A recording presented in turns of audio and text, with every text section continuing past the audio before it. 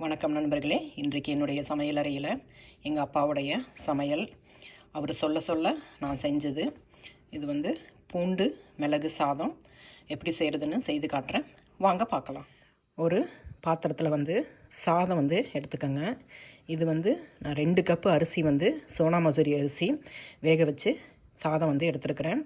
அந்த சாதத்தை பாத்திரத்தில் மாற்றினதும் ஒரு 2 டேபிள் ஸ்பூன் நல்லெண்ணெய் சேர்த்து நல்லா உதிரியாக சாதத்தை உதுத்து வச்சுக்கோங்க. ஒரு வானல் அடுப்பில் வச்சுக்கோங்க. அதில் திரும்பவும் நல்லெண்ணெய் ஒரு 3 டேபிள் ஸ்பூன் சேர்த்துக்கோங்க. எண்ணெய் காஞ்சதும் நம்ம கடுகு ஒரு 1 டீஸ்பூன் சேர்த்துக்கலாம். கடுகு பொரிஞ்சதும் ஒரு டீஸ்பூன் உளுத்தம்பருப்பு, அது கூட 1 டீஸ்பூன் ஜீரகம் சேர்த்துக்கலாம்.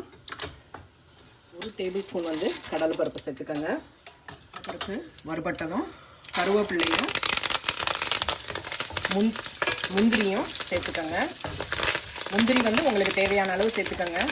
லேசாக வறுபட்டதும் இப்போ பொடியாக நறுக்கின பூண்டு, இது ஒரு 55 கிராம் இருக்குது, அதை சேர்த்துக்கோங்க.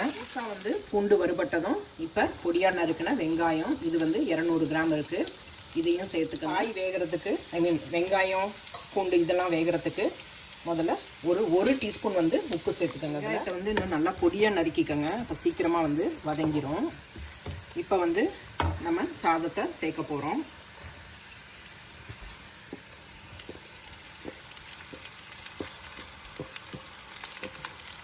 சாதத்தை சேர்த்த பிறகு நம்ம நல்லா ஒரு தடவை கிளறி விட்டுக்கலாம். இப்போ சாதத்துக்கு தேவையான உப்பு சேர்த்துக்கோங்க. உங்களுக்கு தேவையான அளவு சேர்த்துக்கோங்க. உங்களுக்கு காரத்துக்கு தேவையான அளவு மிளகு சேர்த்துக்கோங்க. நான் 1 டேபிள் ஸ்பூன் சேர்க்குறேன். இப்போ சேர்த்ததுமே அடுப்பை நம்ம நிறுத்திடலாம்.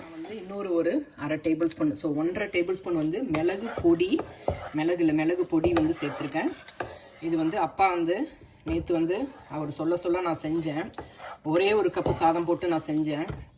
வந்ததுமே என் பையன் சாப்பிட்டு பார்த்துட்டு ரொம்ப ரொம்ப ரொம்ப சூப்பராக இருக்குது அப்படின்னு சொல்லிட்டு இன்றைக்கே அதை திரும்ப பண்ணுங்க அப்படின்னு சொன்னான். அதனால் திரும்ப நான் 2 கப்பு போட்டு வீடியோ எடுத்துருக்குறேன். இதை நீங்கள் சாப்பிட்டு பாருங்கள், அருமையாக இருக்குது. தொட்டுக்க நீங்கள் சிப்ஸ் வச்சுக்கலாம், இல்லைனா உருளைக்கிழங்கு வறுவல் அந்த மாதிரி நீங்கள் வச்சு சாப்பிடலாம். இதை செஞ்சதுமே ஒரு 10 நிமிஷம் 15 நிமிஷம் மூடி வச்சுருங்க. அப்போ மிளகோடைய காரம்லாம் நல்லா சாதத்தில் சேர்ந்துட்டு உங்களுக்கு ரொம்ப ரொம்ப அருமையாக இருக்கும். மிக மிக சுவையான எளிமையான பூண்டு மிளகு சாதம் தயாராகிருச்சு. உங்களுக்கு இந்த ரெசிபி பிடிச்சிருந்ததுன்னா லைக் பண்ணுங்கள், ஷேர் பண்ணுங்கள், சப்ஸ்கிரைப் பண்ணுங்கள். என்ஜாய். தேங்க்ஸ் ஃபார் வாட்சிங்.